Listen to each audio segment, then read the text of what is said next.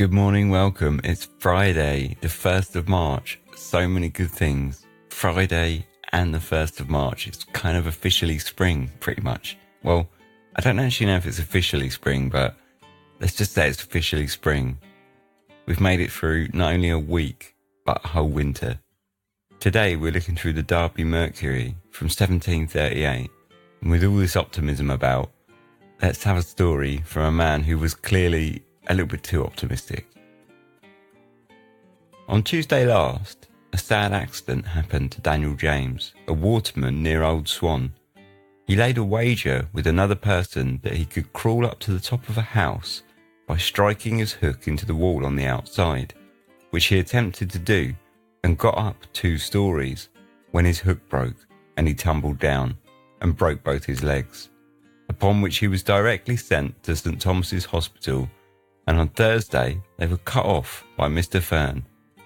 This is the same person who, about 2 years ago, came down from the top of the Monument Head, foremost on the rope that was fastened there for the flying man, who broke his neck about a year ago when he flew from the top of Greenwich Church, and ought to be a caution to the flying and climbing gentlemen.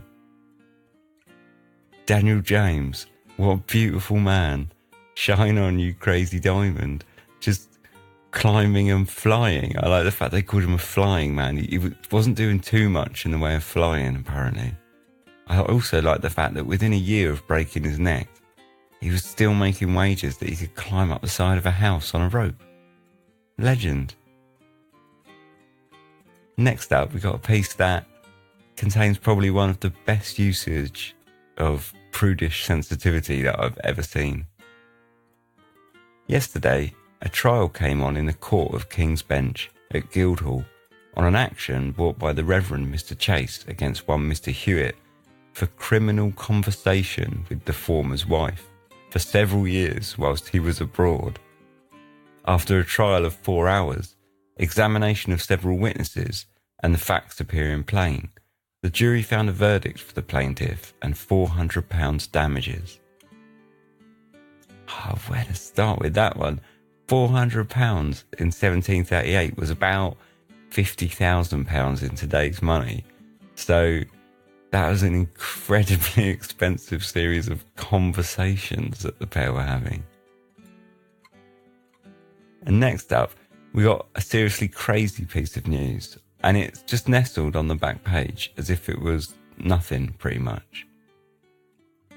Extract of a letter from York, dated February the 24th.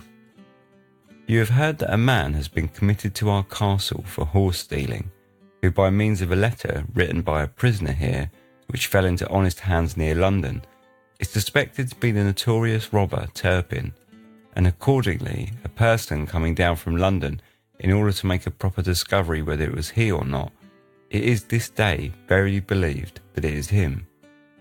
He has been examined this morning before 2 or 3 or more justices, and confronted by his countrymen, who they say know him very well, and affirm that he is Turpin. And he has been seen by abundance of gentlemen as well as by many of the inferior sort this afternoon, and several persons were present at his examination, who are all of the opinion that he is the man.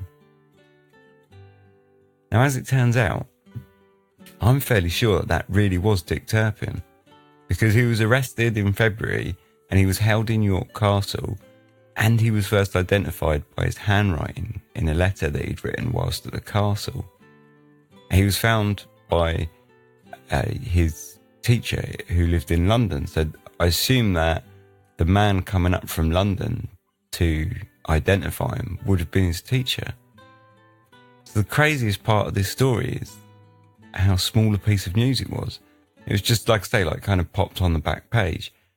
But then I was thinking about it, and of course it wasn't really until the 1830s that he became the kind of legendary highwayman of myth. So back in 1738, he was just mostly just a common criminal. He was, a pretty serious criminal because he had like £200 price on his head. So, he was obviously a serious criminal, but just a common criminal without all the kind of myth and legend, I guess. But anyway, I love it when you find pieces like that have become kind of historical legends now, but the contemporary reports and accounts were just normal, which of course makes sense, but it can still be quite surreal. And finally, I'm going to leave you with a small piece of poetry. An epitaph on a person lately buried in Clapham churchyard. From juris secure, if creditors should come, for once a debtor may be found at home, by death arrested and in jail here laid, the first, the last, the only debt he paid. I thought that was quite nice, in a really not very nice way.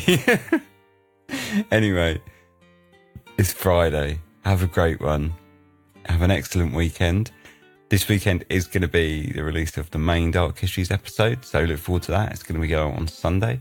Have a excellent weekend, and I'll speak to you on Sunday, with the next sort of main Dark Histories episode. It's going to be a good one.